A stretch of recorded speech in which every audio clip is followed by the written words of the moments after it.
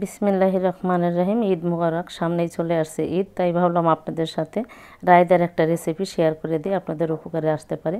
আর এর একটা রায়দা যদি আপনাদের টেবিলে থাকে, দেখবেন যত মেহমান আসবে মুরগি পোলাও খেয়ে থাকবে অথবা গোশ মাংস বিরিয়ানি খেয়ে থাকবে, তার সাথে এর রায়দাটা দিলে দেখবেন তাদের মুখে স্বাদটা লেগেই থাকবে। তা ঝটপট কীভাবে বাসায় একদম হালকা উপকরণ দিয়ে রায়দাটা তৈরি করে থাকি সেই ভিডিওটাই চলুন আমরা দেখে নিই। যারা আমার ফেসবুক পেজ থেকে দেখবেন তারা অবশ্যই আমার চ্যানেলটাকে ফলো দিয়ে দিবেন, যারা ইউটিউব থেকে দেখবেন তারা আমার চ্যানেলটাকে সাবস্ক্রাইব করে নেবেন, একটা লাইক দিবেন, শেয়ার করে নেবেন। তো এখানে প্রথমেই আমরা নিয়ে নিয়েছি রায়তা তৈরি করার জন্য আমি 4টা টমেটো নিয়ে নিয়েছি, আর নিয়েছি 3টা শসা। আপনারা আপনাদের পরিবারে যতটুকু দরকার হবে ততটুকু নিয়ে নেবেন। আমি হাফ কেজি করে নিয়ে নিয়েছি।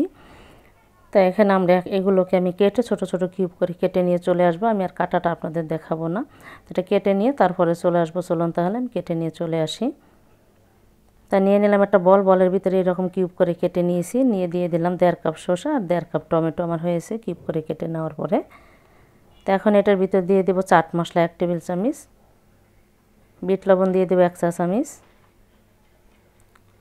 দিয়ে দেবো এখানে কাঁচামরিচ 3টা ছোট ছোট কুচি করে কেটে নিয়েছি, লেবুর রস দিয়ে দেবো 1 টেবিল চামচ, ধনিয়া পাতা কুচি দিয়ে দেবো 1 টেবিল চামচ, আর 1.5 কাপ দিয়ে দেবো আমি এখানে টক দই। টক দইটা আমার বাসায় তৈরি করা, সেটা আমি সামনে একটু দেখিয়ে দেবো। আর পুদিনা পাতা ব্লেন্ড করে নিয়েছি, সেখান থেকে দিয়ে দিলাম 1 টেবিল চামচ, আর 3 টেবিল চামচ দিয়ে দিলাম চিনি। চিনিটা আপনাদের স্বাদ মতো দিয়ে দিবেন। যেহেতু আমি টক দইটা হাতে পেতে নিয়েছি, কোনো চিনি ব্যবহার করিনি, তাই কিন্তু টক দইটা বেশি টক, তাই আমার সেই পরিমাণ মতো আমি চিনিটা দিয়ে দিয়েছি। আমি টক দইটা বাসায় তৈরি করে থাকি, ভিডিওটা একটু সামনে দেখিয়ে দিব আমার বাসার তৈরি করা টক দইটা। আপনারা কিন্তু বাসায় তৈরি করে এই রায়দাটা তৈরি করে নিতে পারেন টক দইটা। আর এখন তো টমেটো শসা অ্যাভেলেবেল পাওয়া যায়, আর আপনারা চাইলে কিন্তু এখানে পেঁয়াজ কুচিও দিতে পারেন যারা পেঁয়াজটা খান। তো আমরা রায়দার ভিতরে পেঁয়াজটা খাই না, তাই পেঁয়াজ কুচি দিয়ে নিয়ে আপনারা চাইলে দিয়ে দিতে পারেন। আমি রায়দাটা পেঁয়াজ কুচি না দিয়ে খেয়ে থাকি, তাহলে খেতে বেশি লাগে। পেঁয়াজটা কামড় দিলে আর টমেটো শসার সাথে খেতে বেশি ভালো লাগে না। তো এটাকে এইভাবে মিক্স করে নেবেন। আর আমার টক দইটা কিন্তু একদম ঘন, কোনো পাতলা না, পানি ছেড়ে যায়নি, সেটা আপনারা দেখেই বুঝতে পারতেছেন। পাতলা টক দই দিয়ে করলে কিন্তু খেতে ভালো লাগে না। আমি একটা বলের ভিতর পরিবেশন করে আপনাদের দেখিয়ে দিই, দেখুন একদম কোনো পানি ছেড়ে যায়নি, পাতলা হয় নাই। আপনার টমেটোর সাথে আর শসার সাথে কিন্তু লেগে আছে টক দইটা, এতটা ঘন টক দইটা। তা আমি আপনাদের একটু দেখিয়ে দিই আমার টক দইটা, যেহেতু আমি পেতে নিয়েছিলাম। এই দেখুন আমি একটা স্টিলের বাটিতে করে টক দইটা পেতে নিয়েছিলাম, আপনাদের একটু দেখিয়ে দিই।